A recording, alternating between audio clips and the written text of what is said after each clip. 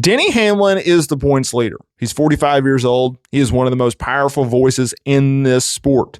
Yet at Iowa, he walked into a Nascar hauler and made an offer that sounds insane on paper. He asked to be punished. Harder than the rulebook punishes anyone. Start me on pit lane, not in the rear, pit lane, and then start me last again next week. 2 weekends of pain, being vulnerable for a guy leading the championship with 3 races left in the regular season. Yet NASCAR turned it down. And he says that when he pushed the conversation one step further and asked what would happen if he just refused to get in the car at all, an official told him something that, if you take it at face value, sounds like the sanctioning body admitting the rule book is optional when it wants to be. Now, the internet has already decided this story. NASCAR is the villain. Hamlin is the guy trying not to hit a wall head on, and I completely understand why. But there's a piece of this that Hamlin left out on his own telling. And once you know it, the whole thing looks a little bit different. So here's what was going on.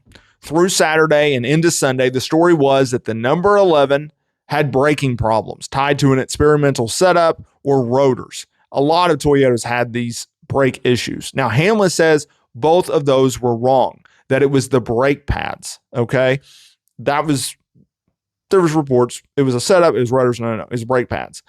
This wasn't a science experiment. Hamlin has never gotten comfortable at Iowa since the track joined the Cup schedule. So he leaned on 2311's setup, a package he says he had been running close to 20 times across cars at Iowa without an issue.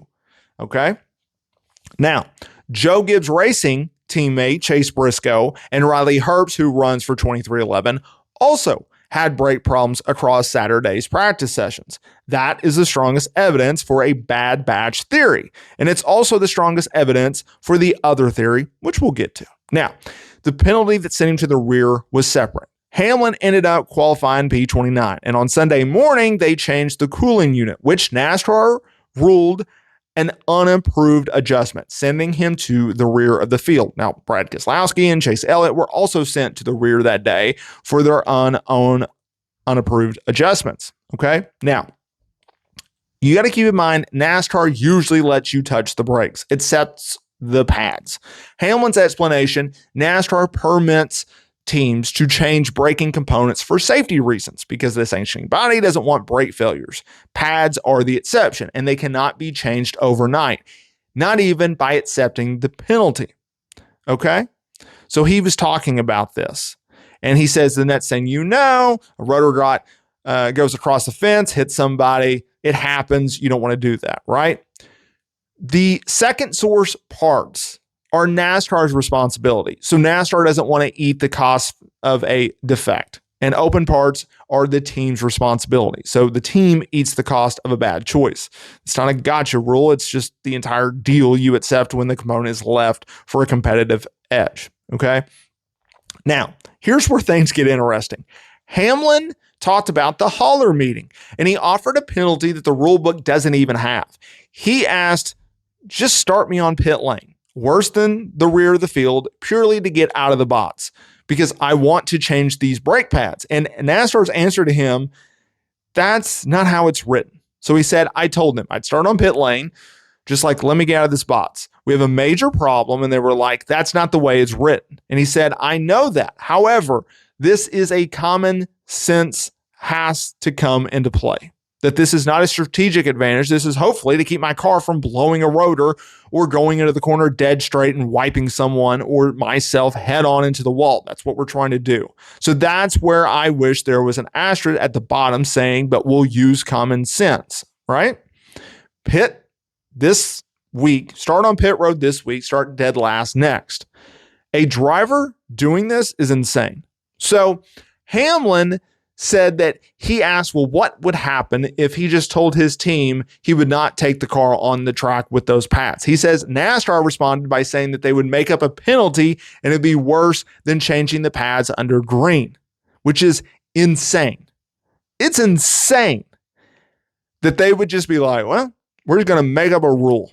It's crazy. Now, here is the part that Hamlin is leaving out because there is an avenue out. It doesn't have to run through Denny Hamlin. NASCAR does allow brake pad changes when the manufacturer, which is PFC Brakes, notifies NASCAR of a defective product. That notification did not happen. So the bad batch that Hamlin's team believed was not a supplier declaration. Okay.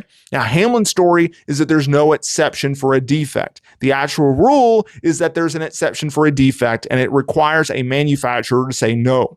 Nobody said that, though. That's NASCAR trapping him in a box. That's the box working exactly as designed, while one party could open it and stay quiet. Yes, teams were allowed to work on the brakes, just not the pads. Okay. You can bleed your brake lines without a penalty. You can change rotors if they're cracked. The pads were single locked component. And the damage traces back to the setup choices, because understanding the brake damage resulted from the setup decisions the teams made using data generated. That's their fault, right? That's their fault. And to Hamlin's credit, he took the blame and saying, yes, we understand that the setups kind of screwed up the brake pads, but it's not just the setups. It's not a situation where, okay, if we change the setup, boom, the brake pads are fixed completely. No. You have to change the brake pads, right? Now, the safety argument is not something that you can just throw away, that you have to agree with that. You don't want things flying into the fence, into the crowd, taking off, Bill and Grandma. You don't want that. And the garage agrees with him. And it's not just 2311 and JGR. Motorsports.com reported that there is a growing sentiment in the garage that NASCAR should allow pre-race pad changes even with the driver through penalty attached. Chris Gayle, number 11's crew chief, James Small, number 19's crew chief, both credited NASCAR for enforcing the rule consistently, while saying, though, that they wish that NASCAR would at least revisit it if safety reasons come up. Okay?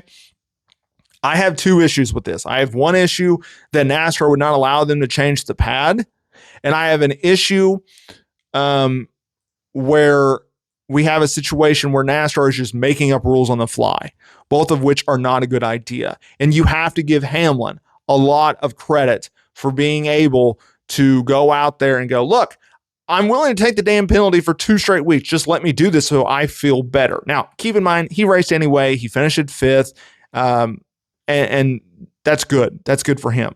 But NASCAR has made no announced change to the brake pad rule, and really hasn't responded to the makeup penalty claim as of this recording. Let me know down in the comments there below which side do you fall on, and I will see y'all in the next video.